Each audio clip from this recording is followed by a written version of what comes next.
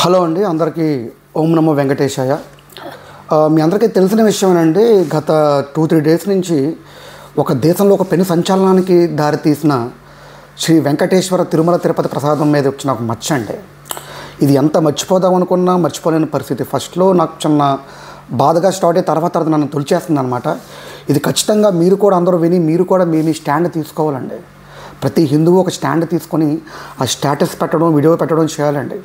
ఇదే కనుక తప్పిదం ఇతర మతాల్లో అయితే మనకు వాళ్ళు ఊరుకుంటారో చెప్పండి. ఎన్నో తరతరాలుగా మన ఎలవేలిపోయే వెంకటేశ్వర స్వామి, మన తెలుగు అంటే వెంకటేశ్వర స్వామి గుర్తుకొస్తారు, తెలుగు అంటే గోంగూర గుర్తుకొస్తుంది, తెలుగు అంటే మంచి ఆడపడుచులు లంగావోని జాకెట్లు గుర్తుకొస్తాయి. అలాంటి ఈరోజు వెంకటేశ్వర స్వామికి అంత మచ్చరావడం అనేది నిజంగా శ్రీవారి భక్తులు జీర్ణించుకోలేకపోతున్నారండి. ఒకటే చెప్తున్నానండి, ఇప్పుడు ఏదో వచ్చిన తరతరాలు వచ్చిన ఆచారాలని మనం కాపాడి ఇంకా దాన్ని ముందుకు పట్టుకెళ్ళాలి. ఎవరి హయాంలో ఏం జరిగినా మనం ఒక స్టాండర్డ్ పెట్టుకున్నాం, ఒక రోబోస్టిక్ రూల్స్ పెట్టుకున్నాం, దాన్ని మనం అధిగమించకూడదు, దాన్ని మనం ట్రెస్పాస్ చేయకూడదు.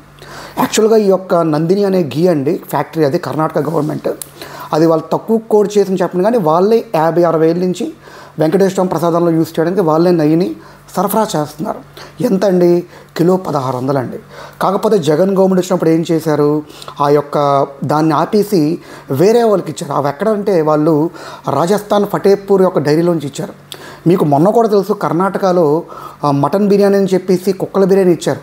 ఆ కుక్కలు ఎక్కడి నుంచి వచ్చాయండి? రాజస్థాన్ నుంచి వచ్చాయి. మీకు ఖైదీ సినిమా తెలిసే ఉంటుందండి, ఖైదీ ఆర్ కాకి సినిమా, మన కార్తీ సినిమా. అందులో ఒక గ్యాంగ్స్టర్స్, ఒక రౌడీలందరూ రాజస్థాన్లో ఉంటారు. మ్యాక్సిమం రాజస్థాన్ అందరూ గ్యాంగ్స్టర్స్, ఫ్రాడర్స్ అండి. అందరూ చాలామంది ఫ్రాడ్స్టర్స్ ఉంటారు. అలాగని చెప్పి వేరే స్టేట్ వాళ్ళని కించపరచం, కానీ మ్యాక్సిమం వాళ్ళే ఉంటారు. అలాంటి వాళ్ళ దగ్గర మీరు ఒక నెయ్యిని కొనడం అంటే నిజంగా అది చాలా దారుణం అండి. ఒక నెయ్యి కావాలంటే, 1 కేజీ నెయ్యి కావాలంటే సుమారుగా మనకి 3-4 లీటర్లు శుద్ధమైన ఆవు పాలు కావాలండి. నాకు తెలుసు, మా తాతయ్య గారు వ్యాపారం చేసినప్పుడు మాకు ఇవన్నీ తెలిసిన మన కొలతలు.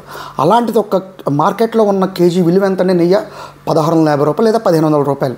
మీరు అది వదిలేసుకొని ఎవరండి మీకు 350కి 330కి నెయ్యి ఇచ్చేస్తాడు? అంత తక్కువ నెయ్యికి ఇస్తే మీరు ప్రజల యొక్క సెంటిమెంట్స్ని మీరు బర్న్ చేసే మీకు ఎవరిచ్చారండి? గవర్నమెంట్ ఇచ్చారు మీకు, అంతే. ఒక రూల్ చేయాలి, కానీ కొన్ని ధర్మాలు మనం దాన్ని టచ్ చేయకూడదు, మనం దాన్ని గెలకూడదండి. ఏదైనా సరే ఈరోజు ఆ సేతు హిమాచల్ నుంచి కాశ్మీర్ టు కన్యాకుమారి వరకు మొత్తం అట్టుడుకుపోతుందండి. ఇది ఎవరైతే చేశారో వాళ్ళని ఖచ్చితంగా శిక్షించి తీరాలండి. ఎంత పెద్ద వాళ్ళని దీన్ని శిక్షించి తీరాలి. ఇప్పుడు మళ్ళీ చంద్రబాబు నాయుడు గవర్నమెంట్ వచ్చిన తర్వాత మళ్ళీ నందిని యొక్క ఘీ ఫ్యాక్టరీని మళ్ళీ వాళ్ళు తీసుకోవడం జరిగింది. బట్ ఏదైనా సరే దేవుడి విషయాల్లో, రిలీజియస్ విషయాల్లో సెంటిమెంట్స్తో ఆడుకోవద్దు అనుకుంటున్నాను. ఇది మరొకసారి పునరావృతం కాకుండా ఉండాలని కోరుకుంటున్నాను. మరొకసారి మీ అందరికీ థ్యాంక్ యూ.